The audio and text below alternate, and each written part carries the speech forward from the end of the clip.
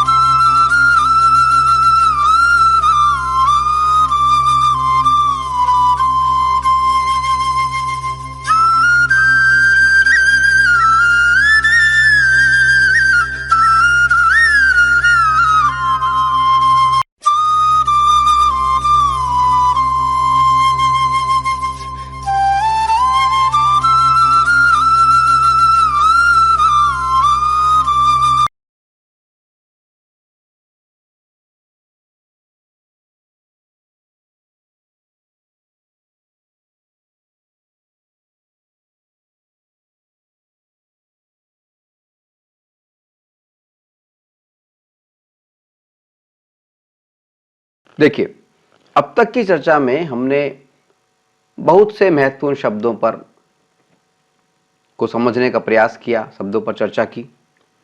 जैसे भौतिक राशियां या फिजिकल क्वांटिटी क्या चीज़ होती हैं, परिमाण या मैग्नीट्यूड किसको कहते हैं, सदिश राशियां यानी वेक्टर क्वांटिटी क्या होती हैं, अदिश राशियां यानी स्केलर क्वांटिटीज क्या होती हैं, बल या फोर्स क्या होता है, दूर या डिस्टेंस क्या होता है, विस्थापन या डिस्प्लेसमेंट क्या होता है। इन सब पे हमने बात कर ली। हमने बात की दूरी और विस्थापन यानी डिस्टेंस और विस्थापन डिस्प्लेसमेंट, इन दोनों में अंतर की बात भी हमने कर ली। चलिए अब हम आते हैं एक बार फिर से अपने मूल बिंदु पर, जिसका नाम है कार्य, जिसको अंग्रेजी में हम बोलते हैं वर्क। सवाल उठता है कि कार्य या वर्क, इसका मतलब क्या होता है। देखिए, दैनिक जीवन में हम प्रत्येक काम को, कोई भी काम हो, उसको कार्य कह देते हैं, परंतु विज्ञान की भाषा में, साइंस की भाषा में और खासकर भौतिक विज्ञान की भाषा में यानी फिजिक्स की भाषा में कार्य शब्द का एक खास अर्थ होता है। हर चीज को कार्य नहीं कहते। कार्य शब्द का एक खास अर्थ होता है विज्ञान की भाषा में, फिजिक्स की भाषा में, भौतिक विज्ञान की भाषा में। क्या खास अर्थ होता है, इसको समझने के पहले हमको दो प्रयोग करने पड़ेंगे। ये दो प्रयोग कौन से हैं?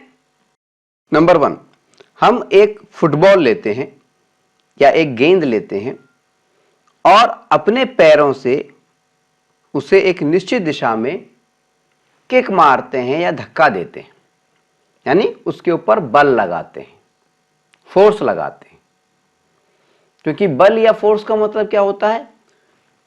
वो शक्ति जो किसी स्थिर वस्तु को गतिमान बना सके या किसी गतिमान वस्तु को जबरन स्थिर बना सके। तो पहले प्रयोग में हम क्या करते हैं, एक फुटबॉल लेते हैं, एक गेंद लेते हैं और उसे अपने पैरों से एक निश्चित दिशा में किक मारते हैं, धक्का देते हैं, ठीक है। और दूसरे प्रयोग में हम क्या करते हैं, हम अपने हाथों से और अपने सर से पूरी ताकत के साथ में एक दीवार पर धक्का मारते हैं, एक निश्चित दिशा में धक्का मारते हैं, जैसा कि इस चित्र में दिखाया गया है, ठीक है। हम क्या देखते हैं, दोनों ही स्थितियों में हम बल प्रयोग कर रहे हैं, फोर्स लगा रहे हैं।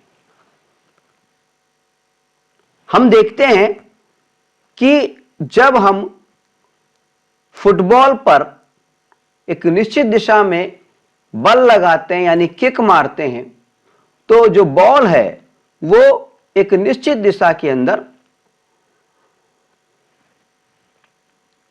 गतिमान हो जाती है, चली जाती है,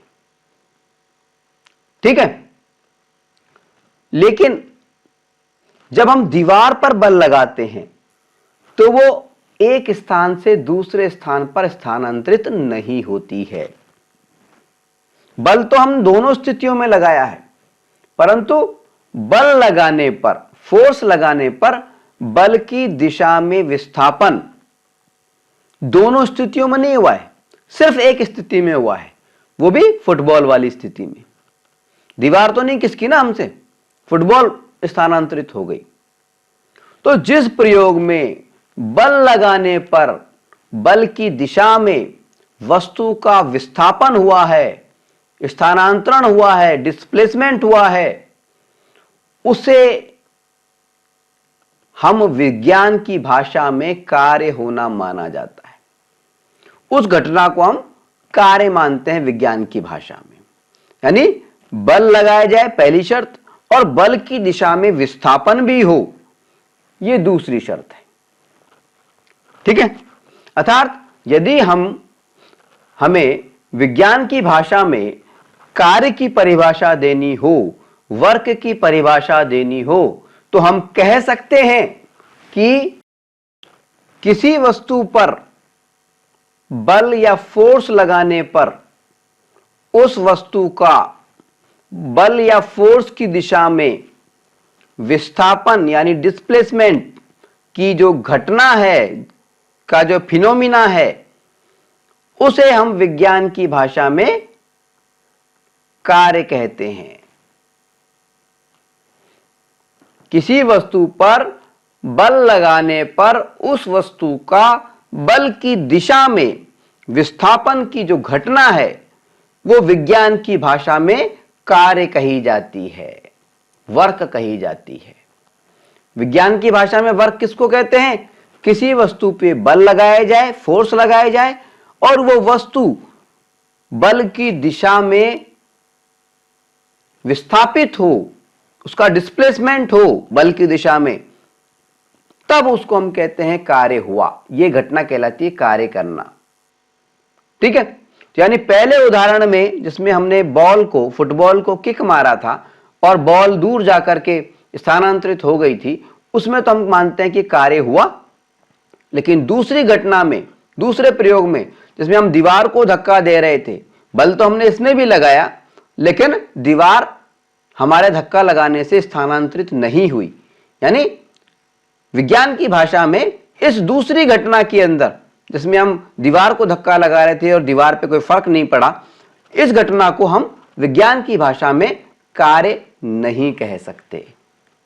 विज्ञान की भाषा में कार्य उसी घटना को कहा जाता है जिस घटना में बल लगाया जाए और बल की दिशा में वस्तु का विस्थापन यानी डिस्प्लेसमेंट भी हो, ठीक है।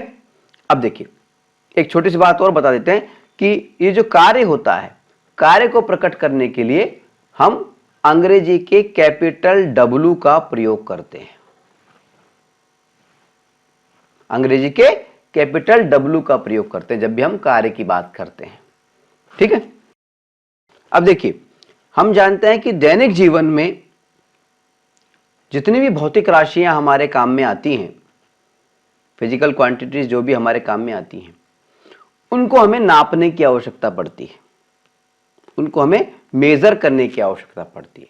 अब सवाल ये उठता है कि हम कार्य की जो मात्रा है, कार्य का जो परिमाण है, कार्य का जो मैग्नीट्यूड है, इसका पता कैसे लगाते हैं। अर्थात कार्य की मात्रा, परिमाण या मैग्नीट्यूड को हम मापते कैसे हैं, उसे मेजर कैसे करते हैं।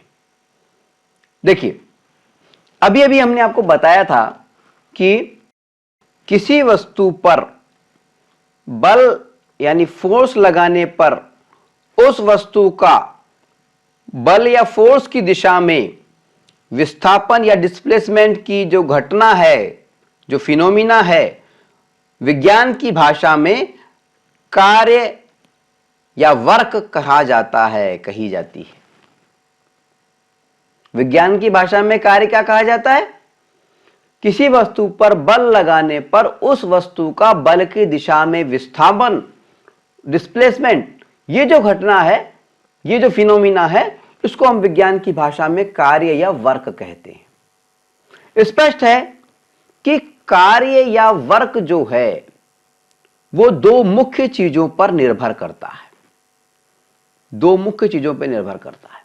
ये दो चीजें कौन सी हैं? नंबर 1, एक तो है बल की मात्रा या बल का परिमाण या मैग्नीट्यूड। बल की मात्रा कितनी है, उसका परिमाण कितना, उसका मैग्नीट्यूड कितना है, उसकी पावर कितनी है। और दूसरा विस्थापन, यानी बल लगाने पर कोई वस्तु कितनी मात्रा में विस्थापित हुई है।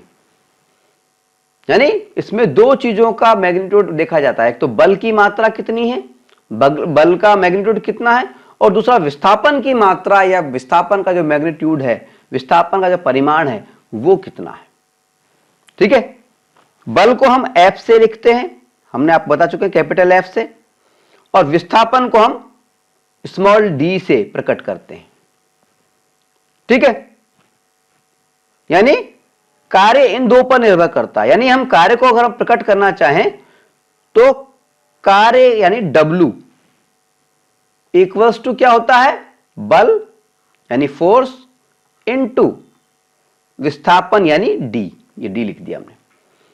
यानी बल की मात्रा और विस्थापन की मात्रा, इन दोनों को जब हम गुणा कर देते हैं, इनका जो गुणनफल होता है, इनका जो प्रोडक्ट होता है, उसको हम कार्य बोलते हैं, उसको हम वर्क बोलते हैं, W से प्रकट करते हैं। ठीक है, हम आपको बता चुके हैं कि बल का जो मात्रक होता है वो क्या होता है? न्यूटन होता है। बल यानी फोर्स का जो मात्रक होता है वो क्या होता है? न्यूटन होता है। बल की यूनिट क्या होती है? न्यूटन होती है। हम आपको बता चुके हैं। इसी तरह से हम आपको यह भी बता चुके हैं कि जो विस्थापन है, जिसको हम अंग्रेजी के कैपिटल स्मॉल d से प्रकट कर रहे हैं, इसका मात्रक क्या होता है? वो होता है मीटर। यह भी हम आपको बता चुके हैं। यानी अगर हम बात करें कार्य की मात्रक की, तो कार्य का मात्रक क्या हो गया? कार्य का मात्रक हो गया, कार्य का मात्रक यूनिट क्या बन गई? Newton into metre. Newton into की जगह हम पॉइंट का प्रयोग करते हैं, इंटू मीटर। इस पॉइंट का मतलब होता है मल्टीप्लाई, गुणा। न्यूटन मीटर भी बोल देते हैं इसको। ठीक है, इस पॉइंट का मतलब होता है मल्टीप्लाई, गुणा। ठीक है, तो कार्य का मात्रक क्या होता है? Newton into metre. और ये जो न्यूटन इंटू मीटर है, न्यूटन इंटू मीटर जो है, इसको हम पूरे विश्व में किस नाम से जानते हैं? जूल। Joule, JOULE, joule. और इसको जे से, कैपिटल जे से प्रकट करते हैं। तो अगर कोई हमसे पूछे कि कार्य का मात्रक क्या है, तो हम कह सकते हैं कार्य का मात्रक होता है जूल, और जूल का मतलब होता है न्यूटन इंटू मीटर। ठीक है, जूल जो है कार्य की मात्रा को मापने का अंतरराष्ट्रीय मात्रक है, इंटरनेशनल यूनिट है। ठीक है, अच्छा, ये जूल क्या चीज है? दरअसल जूल एक वैज्ञानिक का नाम है, एक अंग्रेज वैज्ञानिक का नाम है, इंग्लैंड के एक वैज्ञानिक का नाम है जो भौतिक विज्ञान से संबंधित थे, और 1818 से 1889 के बीच में इनका जीवन काल रहा था, और इनका पूरा नाम जो था वो था जेम्स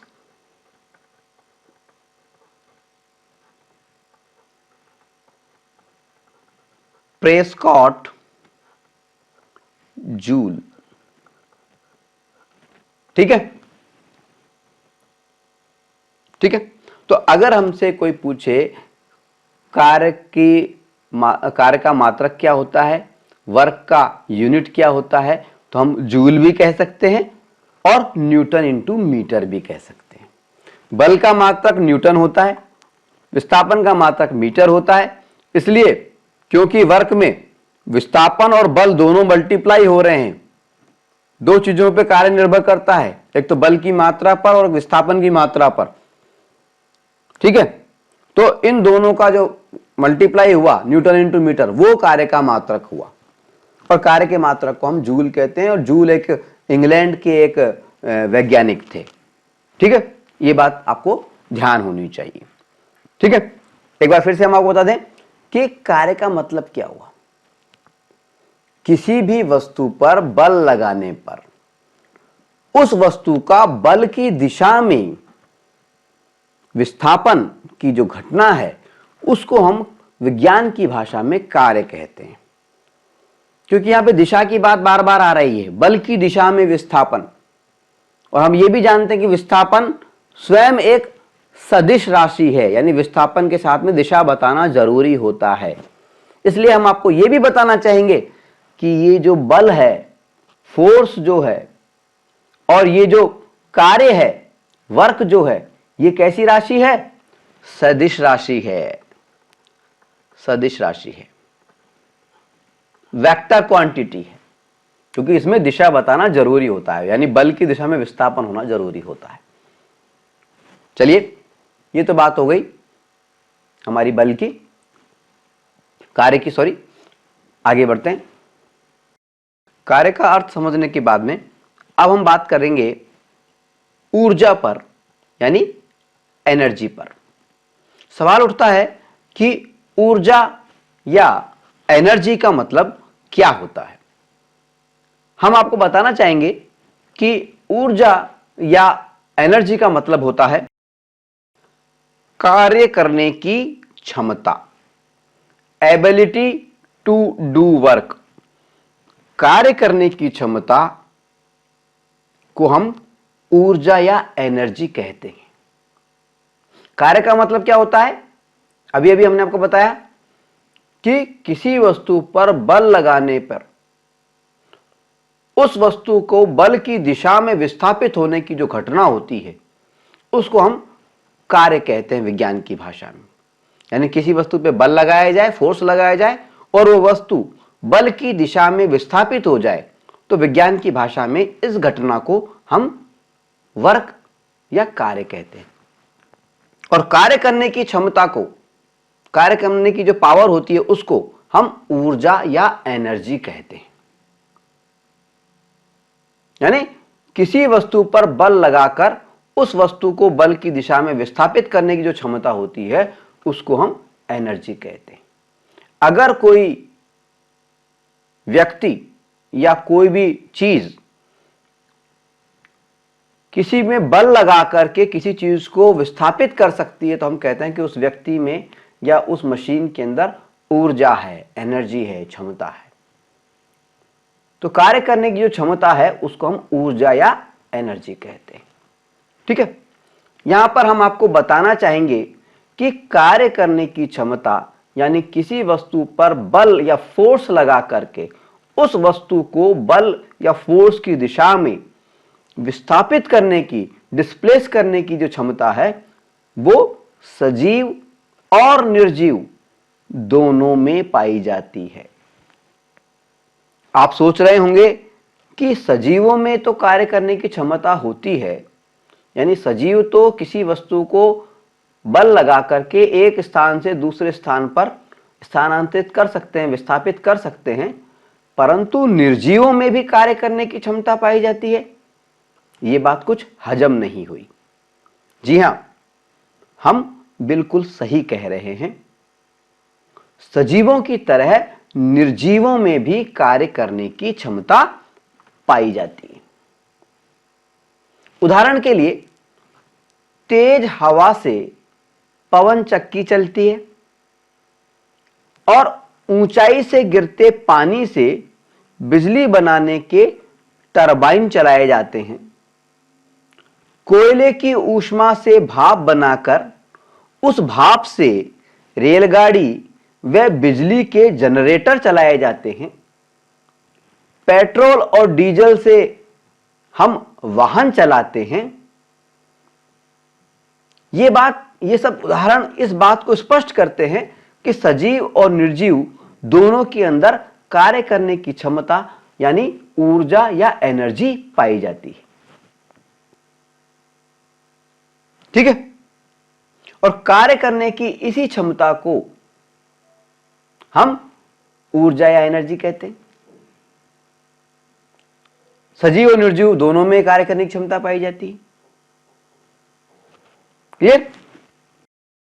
अब देखिए, जिस वस्तु में ऊर्जा होती है, एनर्जी होती है, यानी कार्य करने की क्षमता होती है, उससे अन्य वस्तुओं पर कार्य किया जाता है और जितनी ऊर्जा होती है उतना ही कार्य किया जाता है, उसी अनुपात में कार्य किया जाता है। ऐसा करते समय ऊर्जा का एक वस्तु से, मान लीजिए ये कोई वस्तु है और ये कोई दूसरी वस्तु है, तो ऊर्जा का एक वस्तु से दूसरी वस्तु में स्थानांतरण होता है। मान लीजिए इस वस्तु से इस पे धक्का लगाया हमने, तो इसकी एनर्जी जो है वो इसमें ट्रांसफर हो जाती है। ठीक है, यानी जिस वस्तु में ऊर्जा होती है उससे अन्य वस्तुओं पर कार्य किया जाता है और जितनी ऊर्जा होती है उसी अनुपात में उतना ही कार्य किया जाता है। और ऐसा करते समय ऊर्जा का एक वस्तु से दूसरी वस्तु में स्थानांतरण होता है, ट्रांसफर होता है। कार्य करने के लिए पहली वस्तु को ऊर्जा खर्च करनी पड़ती है और जिससे उसमें ऊर्जा की कमी हो जाती है और पहली वस्तु में कम हुई ये ऊर्जा उसी मात्रा में दूसरी वस्तु के अंदर स्थानांतरित हो जाती है तथा जो दूसरी वस्तु है उसमें यह कार्य करने की क्षमता यानी ऊर्जा पैदा हो जाती है। समझ में आई बात? इस बात को समझने के लिए हम देखते हैं ये वीडियो। इसमें पहले वीडियो में हम देखेंगे कि एक बॉल दूसरी बॉल से टकरा रही है और पहली बॉल की एनर्जी दूसरी बॉल में शिफ्ट हो रही है। दूसरे वीडियो में, जो कि न्यूटन्स क्रेडल एक उपकरण है, उसका हम वीडियो आपको दिखाने जा रहे हैं। इस वीडियो में यह बात सिद्ध की जा रही है कि एक वस्तु से दूसरी वस्तु में ऊर्जा का स्थानांतरण होता है और उसी मात्रा में स्थानांतरण होता है जिस मात्रा में उस पहली वस्तु के अंदर ऊर्जा होती है। अब न्यूटन्स क्रेडल में क्या करेंगे हम लोग, देखिए कि सबसे पहले एक बॉल, ये जो हमको 5 बॉलें नजर आ रही हैं, इसमें पहली बॉल को हम हाथ से पकड़ करके खींचेंगे और उसको छोड़ने का प्रयास करेंगे। हम देखते हैं जब टकराएगी ये बॉल तो इधर से एक बॉल, सिर्फ एक बॉल ही आगे बढ़ेगी। ठीक है, फिर हम 2 बॉल लेंगे यानी डबल ऊर्जा कर देंगे, तो फिर इधर से 2 बॉलें दूर हटेंगी, यानी ऊर्जा जिस मात्रा में इन बॉलों से इसे प्राप्त हो रही है टक्कर से, उसी मात्रा में ऊर्जा इधर ट्रांसफर हो रही है। इस बात को हम सिद्ध करेंगे। देखिए किस तरह से होगा। देखिए ये हमने छोड़ा, ये एक बॉल घूमने लग गई, ठीक है। अब हमने रोक दिया है और ये दो बॉल हम पकड़ रहे हैं और इनको फिर हम छोड़ रहे हैं। तो देखिए दो बॉलें टकरा रही हैं, सिर्फ दो बॉलें निकल रही हैं टक्कर से। अब हमने तीन बॉलें ली, अब इसके बाद देखिए टक्कर से तीन तीन बॉलें ही उछल रही हैं। तो इस बात को साबित करने के लिए काफी है कि ऊर्जा का स्थानांतरण हो रहा है और उसी मात्रा में हो रहा है। इन दोनों वीडियो को देखने के बाद में हम कह सकते हैं कि कार्य यानी वर्क और ऊर्जा यानी एनर्जी एक दूसरे के तुल्य हैं, यानी सिमिलर होते हैं। जितनी कार्य करने की क्षमता होगी उतनी ही ऊर्जा होगी, यानी कार्य व ऊर्जा दोनों एक दूसरे के तुल्य हैं, यानी सिमिलर होते हैं। यही कारण है कि दोनों का यानी कार्य का यानी वर्क का और ऊर्जा का यानी एनर्जी का, दोनों का अंतरराष्ट्रीय मात्रक इंटरनेशनल जो यूनिट होती है वो भी समान होती है। यानी दोनों का अंतरराष्ट्रीय मात्रक इंटरनेशनल यूनिट कार्य की और ऊर्जा की, कार्य की इंटरनेशनल यूनिट हमने क्या बताई थी आपको? जूल बताई थी, जूल। जूल और न्यूटन मीटर, JOULE, जूल, जिसको हम कैपिटल J से प्रकट करते हैं। तो ये जो जूल जो हमने बताई थी कार्य की अंतरराष्ट्रीय मात्रा के, कार्य को हम जूल में नापते हैं। उसी तरह से ऊर्जा जो है उसका अंतरराष्ट्रीय मात्रक भी जूल ही होता है, ठीक है। तो अगर कोई हमसे पूछे कि कार्य का मात्रक क्या होता है तो हमारा जवाब होगा जूल। अगर हमसे कोई यह भी पूछे कि ऊर्जा यानी एनर्जी का मात्रक क्या होता है तब भी हमारा जवाब सेम रहेगा, यानी जूल, ठीक है। चलिए अब हम बात करेंगे ऊर्जा के रूपों पर, यानी ऊर्जा के प्रकारों पर। कहने का मतलब है कि ऊर्जा कितने प्रकार की होती है, ऊर्जा के कितने रूप होते हैं। देखिए हमें अपने दैनिक जीवन में ऊर्जा के अनेक रूप दिखाई देते हैं और इस अध्याय में हम ऊर्जा के 9 मुख्य रूपों की बात करेंगे। ऊर्जा के ये 9 मुख्य रूप कौन से हैं? ऊर्जा के ये 9 मुख्य रूप हैं। नंबर 1 यांत्रिक ऊर्जा, जिसको अंग्रेजी में हम बोलते हैं मैकेनिकल एनर्जी। नंबर 2 ऊष्मा ऊर्जा, जिसको अंग्रेजी में हम बोलते हैं थर्मल एनर्जी। नंबर 3 रासायनिक ऊर्जा, जिसको अंग्रेजी में हम बोलते हैं केमिकल एनर्जी। नंबर 4 प्रकाश ऊर्जा, जिसको अंग्रेजी में बोलते हैं हम लाइट एनर्जी। नंबर 5 विद्युत ऊर्जा, जिसको अंग्रेजी में हम बोलते हैं इलेक्ट्रिकल एनर्जी। नंबर 6 चुंबकीय ऊर्जा, जिसको अंग्रेजी में बोलते हैं हम मैग्नेटिक एनर्जी। नंबर 7 ध्वनि ऊर्जा, जिसको अंग्रेजी में बोलते हैं हम साउंड एनर्जी। नंबर 8 परमाणु या नाभिकीय ऊर्जा, जिसको अंग्रेजी में हम बोलते हैं न्यूक्लियर एनर्जी या एटॉमिक एनर्जी। और नंबर 9 गुरुत्वीय ऊर्जा, जिसको अंग्रेजी में हम बोलते हैं ग्रेविटेशनल एनर्जी। चलिए अब हम बारी बारी से ऊर्जा के इन सभी रूपों के बारे में थोड़ी थोड़ी चर्चा करते हैं। सबसे पहले हम बात करेंगे नंबर 1 यांत्रिक ऊर्जा पर, यानी मैकेनिकल एनर्जी पर। यांत्रिक ऊर्जा या मैकेनिकल एनर्जी क्या होती है? किसे कहते हैं यांत्रिक ऊर्जा या मैकेनिकल एनर्जी? किसी वस्तु की गति के कारण अथवा वस्तु की किसी खास स्थिति यानी पोजीशन या आकृति या व्यवस्था अरेंजमेंट के कारण अथवा इन दोनों के कारण उत्पन्न ऊर्जा को हम यांत्रिक ऊर्जा यानी मैकेनिकल एनर्जी कहते हैं। यांत्रिक ऊर्जा कैसे कहते हैं? किसी वस्तु की गति के कारण, या तो उसकी गति के कारण हो, किसी वस्तु की गति के कारण, या फिर किसी वस्तु की कोई खास स्थिति हो, कोई खास पोजीशन हो, या उसकी कोई खास आकृति हो, उसकी कोई खास शेप हो, या उसकी कोई खास व्यवस्था हो, अरेंजमेंट हो। तो किसी वस्तु की गति के कारण या किसी वस्तु की किसी खास पोजीशन के कारण, दो बातें हैं, या तो गति के कारण हो या फिर खास पोजीशन हो। पोजीशन को हम आकृति भी कह देते हैं, व्यवस्था भी कह देते हैं, अरेंजमेंट भी कह देते हैं। तो इन दोनों कारणों से या तो किसी गति के कारण या किसी खास पोजीशन के कारण या इन दोनों ही कारणों से जो ऊर्जा उत्पन्न होती है उसको हम कहते हैं यांत्रिक ऊर्जा, मैकेनिकल एनर्जी। कहने का मतलब यह कि इस परिभाषा से स्पष्ट है कि यांत्रिक ऊर्जा जो है, मैकेनिकल एनर्जी जो है, वो दो प्रकार की होती है।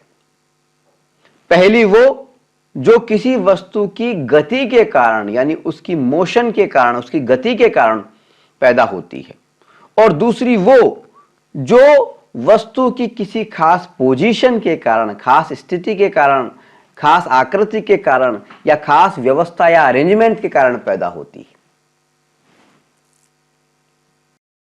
किसी वस्तु की गति यानी मूवमेंट या मोशन के कारण उत्पन्न ऊर्जा को यानी काम करने की क्षमता को हम गतिज ऊर्जा कहते हैं। अंग्रेजी में बोलते हैं काइनेटिक एनर्जी, काइनेटिक एनर्जी। तो गतिज ऊर्जा या काइनेटिक एनर्जी क्या हुई? किसी वस्तु की गति यानी उसके मूवमेंट या मोशन के कारण जो ऊर्जा उत्पन्न होती है, जो कार्य करने की क्षमता उत्पन्न होती है, उसको हम गतिज ऊर्जा या काइनेटिक एनर्जी कहते हैं।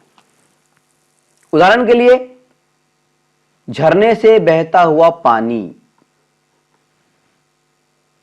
या बहती हुई हवा जिससे कि पवन चक्की चलती है, या दो बॉल जब आपस में टकराती हैं, जैसे थोड़ी देर पहले हमने वीडियो भी देखा था, गति करती हुई बॉल जब दूसरी बॉल से टकराती है तो दूसरी बॉल को भी जो स्थिर होती है उसको भी गतिमान कर देती है।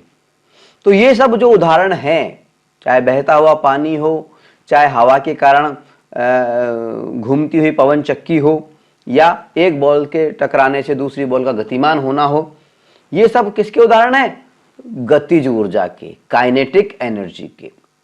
किसी वस्तु की गति के कारण, मोशन या मूवमेंट के कारण जो ऊर्जा उत्पन्न होती है उसको हम क्या कहते हैं? गतिज ऊर्जा या काइनेटिक एनर्जी। इसी तरह से किसी वस्तु की किसी खास स्थिति यानी पोजीशन या खास आकृति या खास व्यवस्था यानी अरेंजमेंट के कारण उत्पन्न ऊर्जा यानी काम करने की क्षमता को हम स्थितिज ऊर्जा या पोटेंशियल एनर्जी कहते हैं। स्थितिज ऊर्जा को हम बोलते हैं अंग्रेजी में पोटेंशियल एनर्जी। गतिज ऊर्जा को हमने क्या बोला था? Kinetic energy. ठीक है, तो किसी वस्तु की किसी खास स्थिति यानी पोजीशन या खास आकृति या खास व्यवस्था यानी अरेंजमेंट के कारण जो ऊर्जा उत्पन्न होती है, कार्य करने की क्षमता जो पैदा होती है, उसको हम कहते हैं स्थितिज ऊर्जा या पोटेंशियल एनर्जी। उदाहरण के लिए हमने कुछ उदाहरण के चित्र दिखा रखे हैं। उदाहरण के लिए देखिए, जैसे बांध का पानी है, बांध का पानी है, नदी के पानी को रोक करके बांध बना दिया गया है और पानी रुका हुआ है इस तरह से। तो जो रुका हुआ पानी है, इसमें ऊंचाई के कारण एक खास किस्म की एनर्जी है। इसकी पोजीशन एक विशेष पोजीशन है कि ये ऊंचाई पर स्थित है। तो ऊंचाई के कारण इसके अंदर एक खास प्रकार की ऊर्जा है, यानी काम करने की क्षमता है। इस ऊर्जा को हम कहते हैं स्थितिज ऊर्जा या पोटेंशियल एनर्जी। इसी तरह से अगर हम बात करें धनुष की, तो धनुष में हमने तीर लगाया और तीर लगाने के बाद में कमान को खींचा। तो कमान को खींचने से इस तीर के अंदर जो एनर्जी पैदा हो गई है, उस एनर्जी को हम कहते हैं स्थितिज ऊर्जा, पोटेंशियल एनर्जी, क्योंकि ये एक खास स्थिति के कारण पैदा हुई है। ठीक है। इसी तरह से अगर हम गुलेल की बात करें, तो गुलेल में पत्थर रख करके जब हम गुलेल को खींचते हैं, तो गुलेल को खींचने से पत्थर में जो खास किस्म की एनर्जी पैदा हो जाती है, इसकी खास स्थिति के कारण, उसको हम कहते हैं पोटेंशियल एनर्जी, स्थितिज ऊर्जा। इसी प्रकार से अगर हम चाबी वाली घड़ी की बात करें या चाबी वाले खिलौने की बात करें, तो इसमें भी जो स्प्रिंग होती है, उसको जब हम चाबी से घुमाते हैं, तो स्प्रिंग के कसने से, सिकुड़ने से एक खास किस्म की ऊर्जा इसमें पैदा हो जाती है, काम करने की क्षमता पैदा हो जाती है। इस ऊर्जा को हम कहते हैं स्थितिज ऊर्जा या पोटेंशियल एनर्जी। अगर हम एक सादा स्प्रिंग लें और उसको हम दबा दें, तो दबाने से जो उसकी आकृति जब छोटी हो जाती है, तो उसमें एक एनर्जी पैदा हो जाती है, काम करने की क्षमता पैदा हो जाती है। तो स्प्रिंग को दबाने से जो एनर्जी पैदा हुई है, उसको भी हम कहते हैं पोटेंशियल एनर्जी, स्थितिज ऊर्जा। अगर हम झूले पर झूलते हुए बच्चे को देखें गौर से, तो झूला झूलते हुए बच्चे में जो एनर्जी होती है, वो भी उसकी एक खास स्थिति के कारण होती है। इसलिए झूला झूलता हुआ जो बच्चा है, उसके अंदर जो एनर्जी होती है, उसको भी हम कहते हैं स्थितिज ऊर्जा, पोटेंशियल एनर्जी। याद रखें कि जब भी किसी वस्तु की स्थिति में या उसकी आकृति में कोई परिवर्तन किया जाता है, तो उसमें एक प्रकार की ऊर्जा संचित हो जाती है, ऊर्जा इकट्ठी हो जाती है। और इस इकट्ठी हुई ऊर्जा को, इस संचित ऊर्जा को ही हम स्थितिज ऊर्जा या पोटेंशियल एनर्जी कहते हैं। ठीक है। किसी वस्तु की खास पोजीशन के कारण, उसकी आकृति के कारण या उसकी अरेंजमेंट के कारण, उस वस्तु में जो ऊर्जा पैदा हो जाती है, काम करने की क्षमता पैदा हो जाती है, उसको हम कहते हैं स्थितिज ऊर्जा या पोटेंशियल एनर्जी। ठीक है। यहां हम आपको बताना चाहेंगे कि किसी वस्तु की गतिज ऊर्जा, जिसको हम काइनेटिक एनर्जी बोलते हैं, और उस वस्तु की स्थितिज ऊर्जा, जिसको हम पोटेंशियल एनर्जी बोलते हैं, इन दोनों का योग जो है, इन दोनों को जोड़कर जो है, जो टोटल ऊर्जा बनती है, कुल ऊर्जा बनती है, उसको हम कहते हैं यांत्रिक ऊर्जा, यानी मैकेनिकल एनर्जी। ठीक है। कहने का अर्थ यह है कि जब भी हम यांत्रिक ऊर्जा या मैकेनिकल एनर्जी शब्द का प्रयोग करते हैं, तो उसमें गतिज ऊर्जा यानी काइनेटिक एनर्जी और स्थितिज ऊर्जा यानी पोटेंशियल एनर्जी, दोनों प्रकार की ऊर्जा शामिल होती है। ठीक है। अब यांत्रिक ऊर्जा या मैकेनिकल एनर्जी, जिसमें कि गतिज ऊर्जा काइनेटिक एनर्जी और स्थितिज ऊर्जा पोटेंशियल एनर्जी दोनों शामिल होते हैं, उसके कुछ उदाहरण हम देखने की कोशिश करते हैं। देखिए, पहला चित्र हम देखते हैं, ये वाला। इस चित्र में हम देख रहे हैं कि एक लड़की है जो एक बॉल को लेकर के खड़ी हुई है ऊंचाई पर। तो जब कोई भी वस्तु ऊंचाई पर होती है तो उसकी एक खास पोजीशन हो गई कि वो ऊंचाई पर है, तो ऊंचाई के कारण इसमें एक प्रकार का कार्य करने की क्षमता है, इसमें एक प्रकार की ऊर्जा है, एनर्जी। अब ये लड़की इस बॉल को छोड़ देती है, हाथ से छोड़ देती है, तो नीचे ये बॉल गति करती है। तो गति करने के कारण भी इसमें एक और ऊर्जा पैदा हो गई, वो है गतिज ऊर्जा, काइनेटिक एनर्जी। जब ये नीचे गिरती है तो यहां पे गिरने पे जमीन पर जो टोटल एनर्जी लगेगी उसको हम कहेंगे यांत्रिक ऊर्जा, मैकेनिकल एनर्जी। ठीक है, इसी प्रकार से ये दूसरा चित्र हम देखते हैं। मान लीजिए हमने किसी भारी चीज को लटका रखा है रस्सी की सहायता से, ठीक है, और नीचे हमने एक कोई कील लगा दी है, कोई कील है, लोहे का कोई खूंटा है, कील है, ठीक है। अब ये भारी जो चीज है जो हमने रस्सी से लटका रखी है ऊंचाई पर, तो ऊंचाई के कारण इसमें एक प्रकार की एनर्जी है, स्थिति के कारण, इसको हम कहेंगे स्थितिज ऊर्जा या पोटेंशियल एनर्जी। अब अगर हम इस रस्सी को काट देते हैं कैंची की सहायता से और अचानक ये भारी चीज गिरती है ऊपर से नीचे और इस खूंटे पर या जो हमारी कील है उसके ऊपर गिरता है, तो इस कील पर कौन सी एनर्जी लगेगी?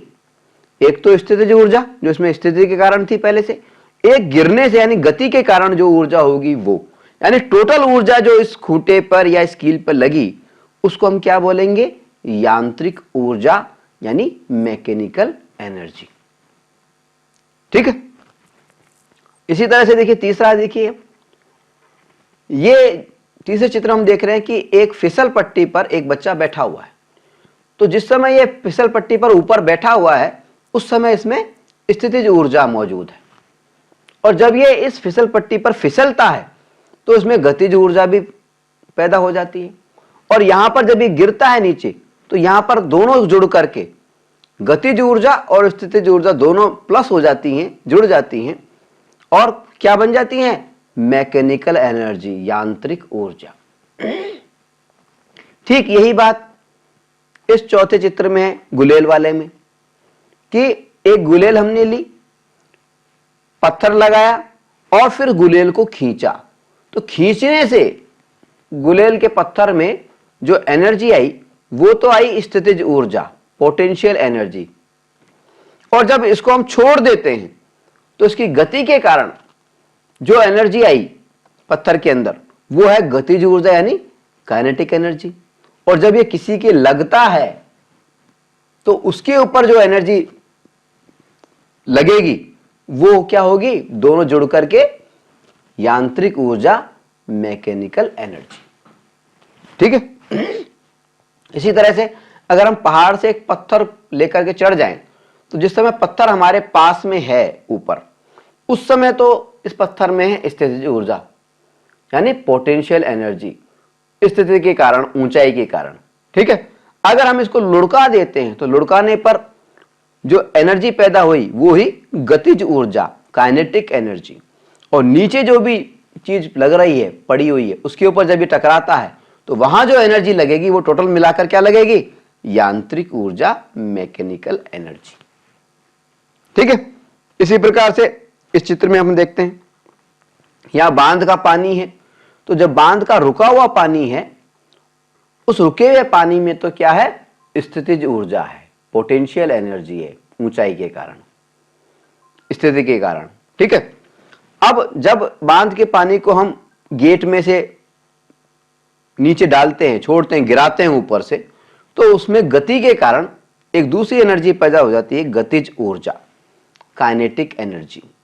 और जब गतिज ऊर्जा और स्थितिज ऊर्जा दोनों जुड़ती हैं और टरबाइन को घुमाती हैं बिजली बनाने के लिए, तो जो टरबाइन चलता है वो किससे चलता है? यांत्रिक ऊर्जा से, मैकेनिकल एनर्जी से। यानी इसमें स्थितिज ऊर्जा और गतिज ऊर्जा दोनों शामिल होती हैं। ठीक है। इसी तरह से अगर हम बात करें एक धनुर्धारी की, जो धनुष चला रहा है, इसमें तीर लगाया इसने धनुष के अंदर और कमान को खींचा, तो जब कमान को इसने खींचा है तीर चलाने के लिए, तो इस तीर के अंदर स्थितिज ऊर्जा पैदा हो गई, और जब इस कमान को ये छोड़ देता है तो इस तीर के अंदर जो ऊर्जा पैदा होगी वो होगी गतिज ऊर्जा, और जब किसी भी लक्ष्य पे ये लगेगा उस जगह पर जाकर के क्या कहलाएगी? यांत्रिक ऊर्जा, मैकेनिकल एनर्जी। ठीक है। इसी प्रकार से एक अन्य उदाहरण और ले लेते हैं कि जब हम दीवार पर कील ठोकते हैं, तो देखिए ये हथौड़ा है हमारा, हथौड़े को हम दूर रखते हैं, कील से थोड़ी दूरी पे ले जाते हैं, तो दूरी के कारण हथौड़े के अंदर जो एनर्जी है वो है स्थितिज ऊर्जा, स्थिति के कारण है, पोटेंशियल एनर्जी है। और उसके बाद में हम तेजी से लाते हैं हथौड़े को कील की तरफ, तो क्या पैदा हो गई? गतिज ऊर्जा, काइनेटिक एनर्जी। और जब ये कील पे हथौड़ा टकराता है, तीसरे इस चित्र में देखिए, तो कील पे जो ऊर्जा लगती है वो क्या लगी? स्थितिज ऊर्जा प्लस गतिज ऊर्जा, potential energy plus kinetic energy, यानी कील पे लगने वाली एनर्जी को हम कहेंगे यांत्रिक ऊर्जा, मैकेनिकल एनर्जी। ठीक है। कुल मिलाकर के बात यह है समझने वाली कि यांत्रिक ऊर्जा जो है, मैकेनिकल एनर्जी जो है, उसमें गतिज ऊर्जा, काइनेटिक एनर्जी और स्थितिज ऊर्जा, पोटेंशियल एनर्जी, दोनों शामिल होती हैं। ठीक है। तो जब भी हम जवाब देंगे तो हमें यह देखना पड़ेगा कि क्या वस्तु स्थिर है, क्या वस्तु गतिमान है, या दोनों की चीज के परिणाम स्वरूप कोई चीज पे प्रभाव पड़ा है। तो अगर टरबाइन चलाने की हम बात करें तो यहां पर हम मैकेनिकल एनर्जी शब्द यूज करेंगे, यांत्रिक ऊर्जा, क्योंकि जो पानी से टरबाइन चल रहा है वो स्थिति के कारण भी उसमें एनर्जी थी और उसकी गति के कारण भी उसमें एनर्जी थी। धनुर्धारी द्वारा छोड़े गए तीर में जो एनर्जी है उसमें भी दोनों एनर्जी है, यांत्रिक ऊर्जा है, मैकेनिकल एनर्जी है। क्यों है? क्योंकि जब उसने कमान को खींचा तो स्थितिज ऊर्जा पैदा हुई, पोटेंशियल एनर्जी पैदा हुई, और जब कमान को छोड़ा तो तीर में गतिज ऊर्जा पैदा हुई, काइनेटिक एनर्जी पैदा हुई, और दोनों जुड़ करके ही तीर के अंदर जो एनर्जी है, यांत्रिक ऊर्जा या मैकेनिकल एनर्जी, उसको हम कहेंगे। ठीक है। तो ये बात मैं समझता हूं कि आपको अच्छी तरह समझ में आ गई होगी। चलिए आगे बढ़ते हैं।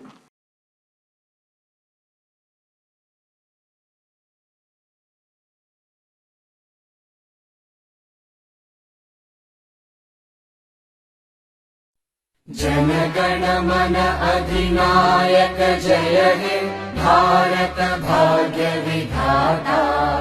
पंजाब सिंध गुजरात मराठा द्राविड उत्कल गंगा। विंध्य हिमाचल यमुना गंगा उच्चल जलधि तरंगा। तव शुभ नामे जागे तव शुभ आशीष मागे। गाहे तव जय गाथा जन गण मंगलदायक जय हे भारत भाग्य विधाता। जय हे जय हे जय हे जय जय जय जय हे।